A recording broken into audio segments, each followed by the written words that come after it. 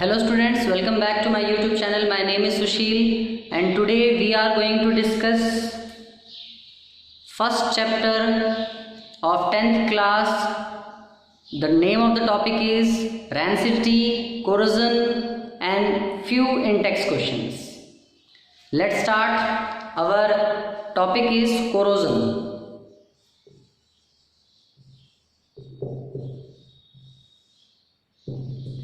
हिंदी में बोलें तो संक्षारण। संक्षारण का मतलब क्या है?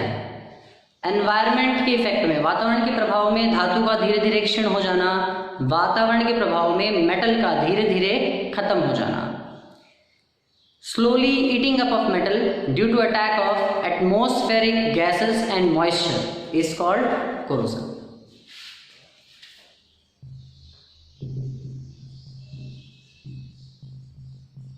The process of slowly eating up of metal due to attack of moisture and atmospheric gases.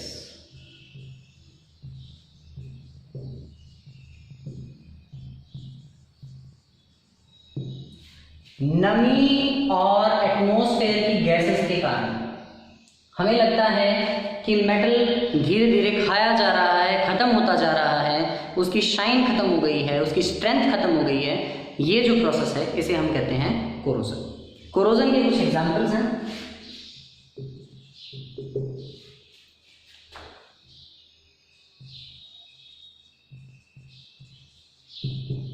Rusting of iron, लोहे पर जंग लग जाना। रस्ट जो कि जंग होता है उसका फॉर्मूला Fe2O3.XH2O है और इसका कलर जो है वो रेडिश ब्राउन होता है। एनवायरनमेंट में, ह्यूमिड एटमॉस्फेयर में, नम वातावरण में अगर लोहा कई दिन तक पड़ा रहता है तो उसके ऊपर उसके हाइड्रेटेड ऑक्साइड बन जाता है, उसकी लेयर बन जाती है, जिसकी वजह से उसकी शाइन खत्म हो जाती है, उसकी स्ट्रेंथ खत्म हो जाती है और धीरे धीरे धीरे धीरे वो आयरन आर्टिकल खत्म हो जाता है, वैनिश हो जाता है और रस्ट का कलर रेडिश ब्राउन होता है।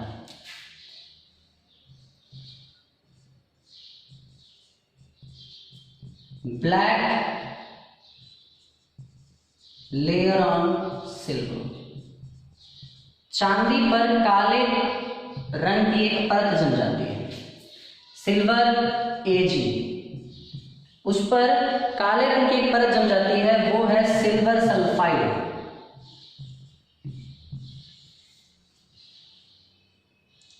सिल्वर सल्फाइड हमने कई बार देखा होगा, हमारे घर में मम्मी हैं या जो भी लेडीज हैं उनकी पायल जब आती है वो बिल्कुल न्यू होती है, लेकिन बाद में वो बिल्कुल वाइट शाइन होती है उसकी, ग्रेश, लेकिन बाद में वो ब्लैकन हो जाती हैं कुछ टाइम बीतने के बाद। वो क्यों? क्योंकि एनवायरनमेंट में प्रेजेंट सल्फर डाइऑक्साइड से रिएक्शन करके वो सल्फाइड बना लेते हैं, सिल्वर सल्फाइड, जिसका कलर जो है ब्लैक है।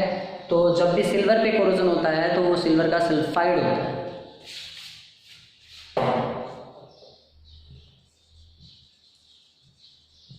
Greenish colour on copper, copper पर जब कोरोजन होता है तो वो ग्रीनिश लेयर का, ग्रीनिश कलर का होता है, ग्रीनिश लेयर आ जाती है उसके ऊपर। तांबे की कोई लुटिया घर पे हो, अगर उसे कई दिनों तक हमने ह्यूमिड एटमॉस्फेयर में छोड़ दिया है तो उसके ऊपर थोड़ा ग्रीन ग्रीन सा हमें देखने को मिलेगा। देखिए ध्यान से,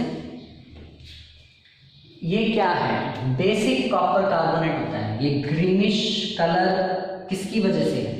ये ग्रीनिश कलर है बेसिक कॉपर कार्बोनेट की वजह से, जिसका फॉर्मूला होता है CuCO3 डॉट CuOH2। ये बेसिक कॉपर कार्बोनेट है, जिसकी वजह से कॉपर पर भी हरे रंग की एक परत जम जाती है, कॉपर पर जंग लग जाता है। अब हमें ये देखना है कि हम हमारे मेटल को कोरोजन से बचा कैसे सकते हैं, क्योंकि हर साल लाखों करोड़ों रुपए रस्टेड आयरन को रिप्लेस करने में लग जाते हैं। हमारा बहुत सारा पैसा इसी चीज़ में वेस्ट हो जाता है कि हमारा मेटल कोरोड हो गया है, उसे हमें रिप्लेस करना है। देखिए ब्रिज बनते हैं, घर बनते हैं, जितनी भी पाइप्स हैं वो सब आयरन से बनी हैं, और अगर वो कोरोड हो जाती हैं तो डैमेज हो जाती हैं, तो उन्हें एक्सचेंज करना पड़ता है, उन्हें रिप्लेस करना पड़ता है। सॉरी, एक्सचेंज नहीं, रिप्लेस। देखिए अब नेक्स्ट है methods to prevent metal from corrosion.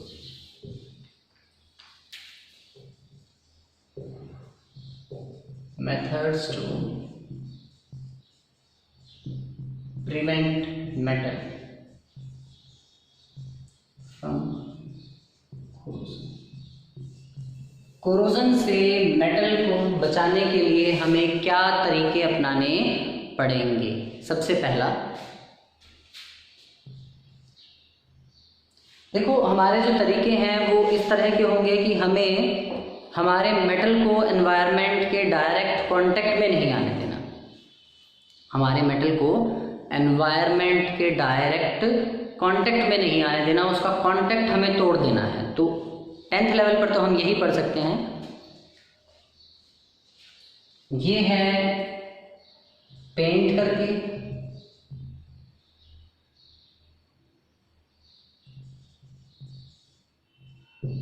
Paint करने से क्या होगा, हमारा आर्टिकल, लोहे का कोई आर्टिकल है, मैंने उसको पेंट कर दिया, तो पेंट की लेयर आर्टिकल और एटमॉस्फेयर के बीच में एक बैरियर बन जाएगी, जिसकी वजह से हमारा जो आयरन आर्टिकल है वो स्पॉइल नहीं होगा, वो कोरोड नहीं होगा।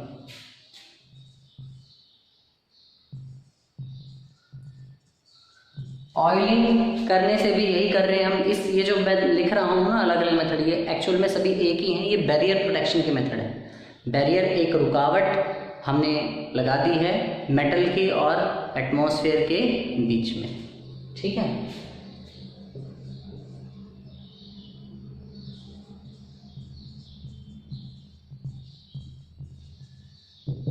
गैल्वेनाइजेशन, हम क्या करें, जिंक की लेयर चढ़ा दें मेटल के ऊपर। उससे क्या होगा, जिंक खुद यूज होता जाएगा, खुद रिएक्ट करता जाएगा, लेकिन नीचे मेटल को रिएक्ट करने से रोक देगा, ठीक है।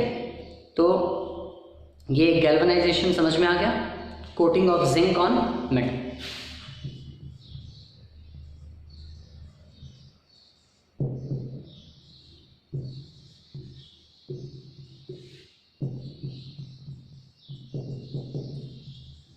Applying coating of zinc, zinc की कोटिंग या जिंक को अप्लाई कर दो मेटल के ऊपर, तो ये खुद को, ये सैक्रिफिशियल प्रोटेक्शन में आता है। ये जो है ये आते हैं बैरियर प्रोटेक्शन में।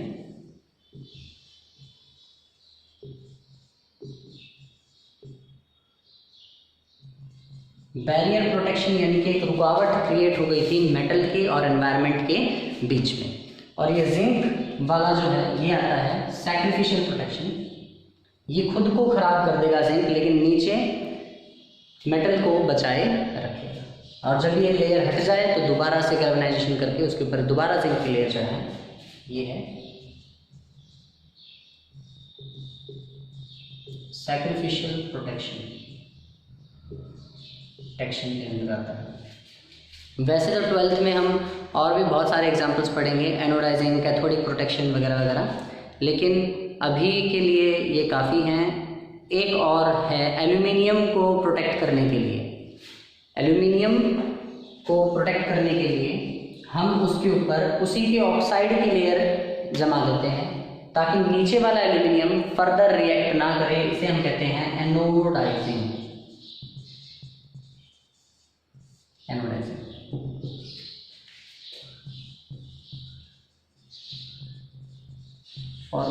forming of a protective layer।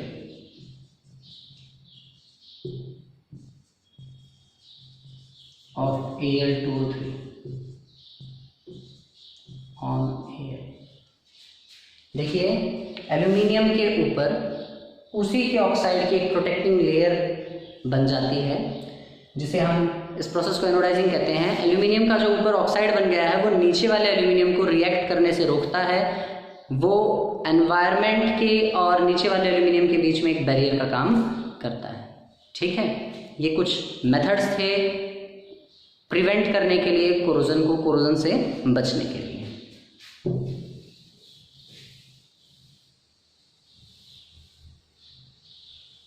मैंने आपको अभी भी बताया कि 12th लेवल पर हम और भी थोड़ा सा लॉजिकल मेथड सीखेंगे। ये जस्ट सिंपली 10th लेवल पर 3 या 4 पॉइंट्स हैं। ये 2 नंबर के पॉइंट ऑफ व्यू से अगर क्वेश्चन आए तो उन्हें लिखा जा सके। इनको आप थोड़ा सा एक्सप्लेन करके लिखते बात बन जाएगी। अब हमारा जो नेक्स्ट टॉपिक है वो है रैंसिडिटी।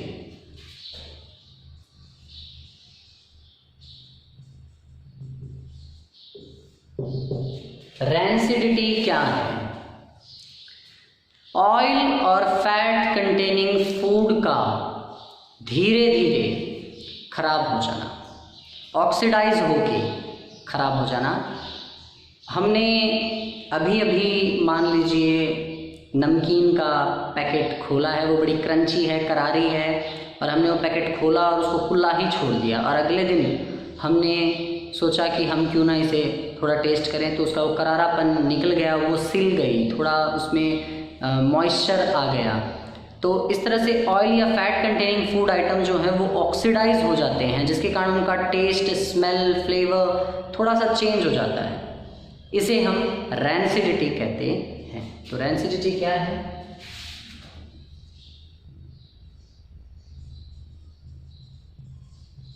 चेंज ऑफ टेस्ट और smell of food items containing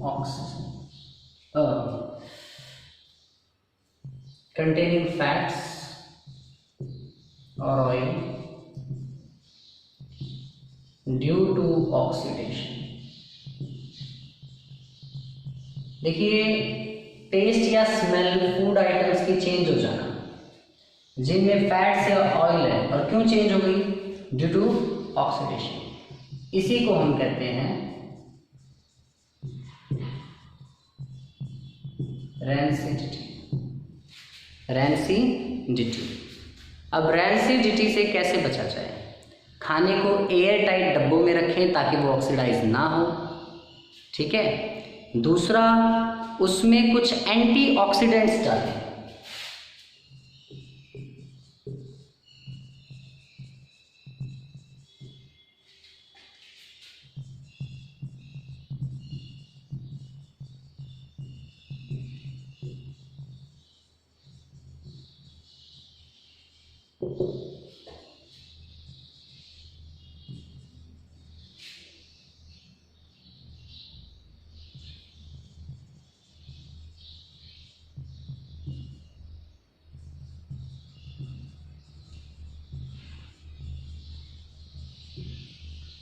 अगर हम एंटीऑक्सीडेंट या प्रिजर्वेटिव डालते हैं तो हम फूड को स्पॉइल होने से बचा सकते हैं। प्रिजर्वेटिव जो खाने को लंबे समय तक बचाकर रख सके। कुछ केमिकल्स होते हैं, एंटीऑक्सीडेंट भी ऐसे ही कुछ केमिकल्स हैं जो खाने को खराब होने से बचाते हैं, ऑक्सीडाइज होने से रोकते हैं। जो भी हम पैकेट्स में खाना लेते हैं, जैसे लेज हो गया, कुरकुरे हो गया, इनके पैकेट्स में नाइट्रोजन गैस फिल्ड होती है जो काफ़ी इनर्ट है। इनर्ट का मतलब होता है नॉन रिएक्टिव, जो खुद नॉन रिएक्टिव है और वो खाने को ऑक्सीडाइज होने से बचाती है, उसके करारे और क्रंचीनेस को बचाए रखती है। तो इसीलिए ये एक प्रिजर्वेटिव या एंटीऑक्सीडेंट का काम करती है। ठीक है, ये है हमारा टॉपिक रैंसिडिटी। कई बार हम खाने में, जैसे अचार है, अचार में तेल जो डालते हैं वो तेल उसको काफ़ी दिनों तक खराब होने से बचाए रखता है। कई बार एक वाला, मान लीजिए कि फ्रूट सेलर है और वो फ्रूट्स को काट के सेल करता है। जैसे हम कई बार देखते हैं कि कुछ वेंडोवर्स होते हैं या कुछ रेडी वाले होते हैं, वो पपीता काट कर देते हैं हमें और फिर जाली में कटा हुआ पपीता भी रखते हैं, बर्फ़ के बीच में कटा हुआ पपीता रखते हैं। तो वो बर्फ़ के बीच में रखने का क्या मतलब है, वो उसका टेम्परेचर कम रखते हैं ताकि उसमें माइक्रो ऑर्गेनिजम्स बन ना पाएँ, वो खाना ख़राब ना हो सके। तो एक और तरीका है खाने को ख़राब होने से बचाने का कि टेम्परेचर कम रखें। दूसरा तरीका ये है कि फ्रूट, जैसे कि हमने एप्पल को काटा है अभी अभी और हम उसे अभी नहीं खा पाए, कुछ टाइम लग गया, तो उसके ऊपर शुगर का वाटर छिड़कते हैं। शुगर और वाटर का जो सोल्यूशन है वो छिड़का जाए तो उससे भी वो बना रहता है, ऑक्सीडाइज नहीं होता। और जैसे कि मीट है, मीट की दुकानों पर मीट को प्रिजर्व करने के लिए सॉल्ट और वाटर को छिड़का जाता है, नमक और पानी को छिड़का जाता है। पानी डालने से वो फूला फूला सा दिखाई देता है, सॉफ्टनेस उसकी बनी रहती है, उसका मॉइस्चर बना रहता है। और नमक डालने से उसमें माइक्रोब्स नहीं होते जो उसे सड़ाएं, ख़राब करें। तो ये भी एक देसी प्रिजर्वेटिव है। ये सब हमारी बुक में मेंशन है एनसीईआरटी में, इसलिए मैं आपके साथ डिस्कस कर रहा हूँ। और जैसे कि फ्लावर्स हैं या फिर कुछ वेजिटेबल्स हैं, जो सब्ज़ी बेचने वाला आपने देखा होगा, वो लगातार पानी छिड़कता रहता है सब्जियों के ऊपर ताकि वो डिहाइड्रेट ना हो जाए और वो प्रिजर्व रहें। और अगर उनके ऊपर की लेयर पर ऑक्सीडेशन हो भी रहा है तो वो सिर्फ पानी इवेपोरेट होता रहे और वो बने रहें, उनकी मॉइस्चर अंदर से बनी रहे, वो भी एक तरह का प्रिजर्वेशन का ही मेथड है। तो ये कुछ प्रिजर्वेशन मेथड्स थे। रेनिसिडिटी, कोरोजन, ये दोनों टॉपिक हमने कवर कर लिए हैं। ये हमारे पहले चैप्टर के लास्ट के 2 टॉपिक्स थे। अब इसके बाद मैं आपको कुछ ब्लूप्रिंट्स करवा रहा हूँ। आज मैं इस चैप्टर की कंप्लीट थ्योरी टॉपिक्स और ब्लूप्रिंट्स कवर कर दूंगा। एक्सरसाइज हम नेक्स्ट लेक्चर से करेंगे। देखिए,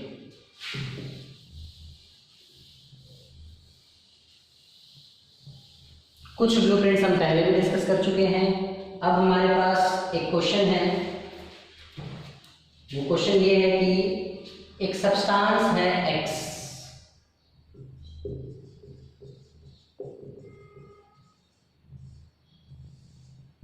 इसका सॉल्यूशन यूज होता है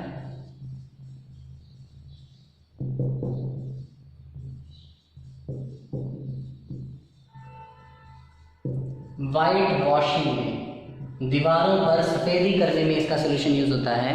ये सब्सटेंस क्या है? ये सब्सटेंस क्या है, इसका फॉर्मूला बताइए। देखिए ध्यान से, हमें ये बात पता है कि हम बुझे हुए चूने, स्लेक्ड लाइम को दीवारों पर लगाते हैं, लेकिन वो बुझा हुआ चूना आया कहाँ से? हमने लाइम लिया, CaO, लाइम या क्विक लाइम हमने लिया और हमने इसे पानी में मिला दिया, जिससे बना CaOH2, स्लेक्ड लाइम।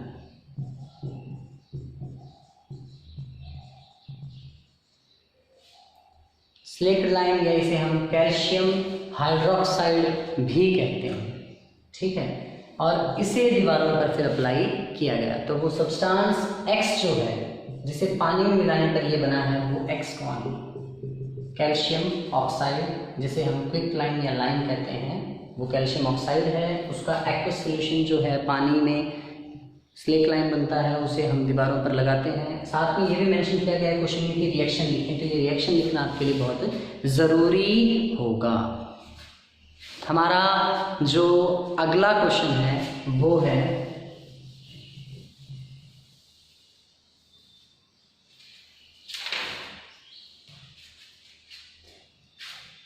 कि कॉपर सल्फेट सॉल्यूशन का कलर चेंज क्यों हो जाता है जब उसमें आयरन की नेल्स को डिप किया जाता है? कॉपर सल्फेट के एक्वस सॉल्यूशन का ब्लू कलर होता है जब उसमें हम आयरन को डिप करते हैं, तो आयरन कॉपर से ज़्यादा रिएक्टिव है, वो आयरन कॉपर को उसके सॉल्ट सॉल्यूशन से डिस्प्लेस करके फेरस सल्फेट का सॉल्यूशन बना देता है। कॉपर सॉलिड अलग हो जाता है और इसका ब्लू कलर डिसअपीयर होके ग्रीनिश हो जाता है, सोल्यूशन का कलर ग्रीनिश वाइट हो जाता है, ये रीज़न था।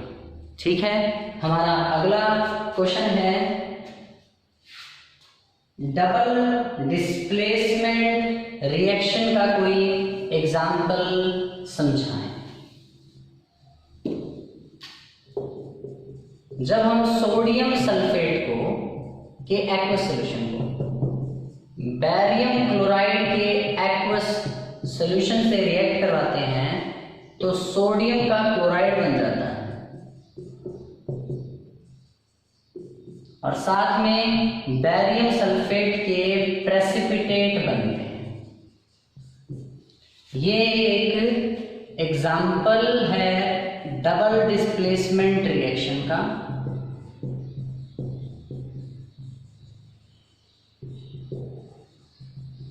इसमें हम ये क्लियरली देख सकते हैं कि दोनों रिएक्टेंट्स ने आपस में, सॉरी यहाँ पर ये सॉलिड आएगा, ये प्रेसिपिटेट बना है। दोनों रिएक्टेंट्स ने आपस में आयन्स एक्सचेंज किए हैं। बैरियम के साथ पहले क्लोरीन था लेकिन अब सोडियम के साथ क्लोरीन है, सोडियम के साथ पहले सल्फेट था लेकिन अब बैरियम के साथ सल्फेट है। The reaction in which two reactants exchange their ions to form products is called double displacement reaction.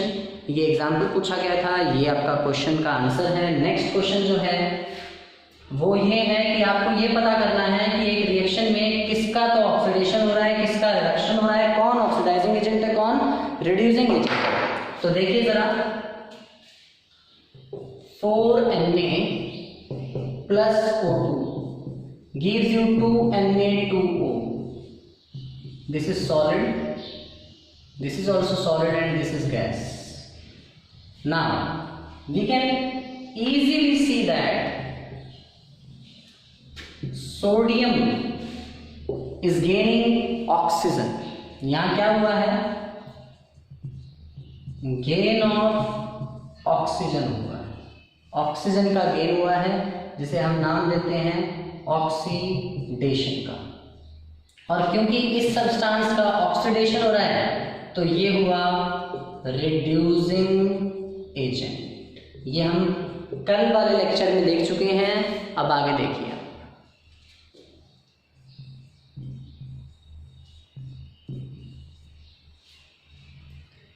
Oxygen Na2O में कन्वर्ट हो गया है। O ने एक इलेक्ट्रोपॉजिटिव एलिमेंट मेटल को गेन किया है, तो यहां पर है गेन ऑफ इलेक्ट्रोपॉजिटिव एलिमेंट।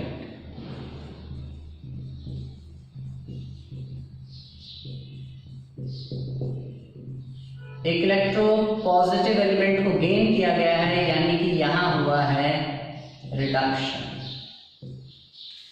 यहां हुआ है रिडक्शन। और अगर इसका रिडक्शन हो रहा है तो ये खुद है ऑक्सीडाइजिंग एजेंट, और वैसे भी ये ऑक्सीजन सप्लायर है तो ये ऑक्सीडाइजिंग एजेंट ही हुआ। आई होप आप ये देख पा रहे होंगे, नहीं देख पा रहे, चलो समझ लेना, मैंने ये ऑक्सीडाइजिंग एजेंट लिखा है, सुन तो पा रहे हो आप अच्छे से। हमारा नेक्स्ट एग्जाम्पल है copper oxide when reacts with hydrogen it gives copper and water।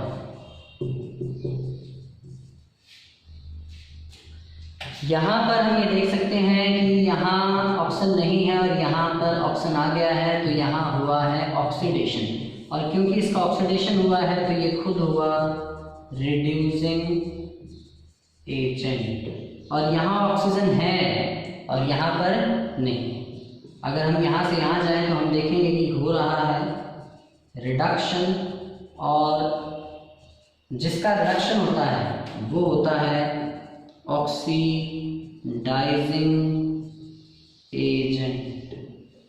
ठीक है, तो ये हमारे सारे ब्लूप्रिंट क्वेश्चन आंसर्स भी कवर हुए, कंप्लीट थ्योरी और ब्लूप्रिंट क्वेश्चन आंसर्स कवर हो गए एनसीईआरटी बुक के। हर एक पॉइंट हमने कवर किया है। आप इसे अच्छे से पढ़ें, अच्छे से याद करें, नोट्स बनाएं। कल से हम एक्सरसाइज के क्वेश्चंस पे आएंगे। Thank you class.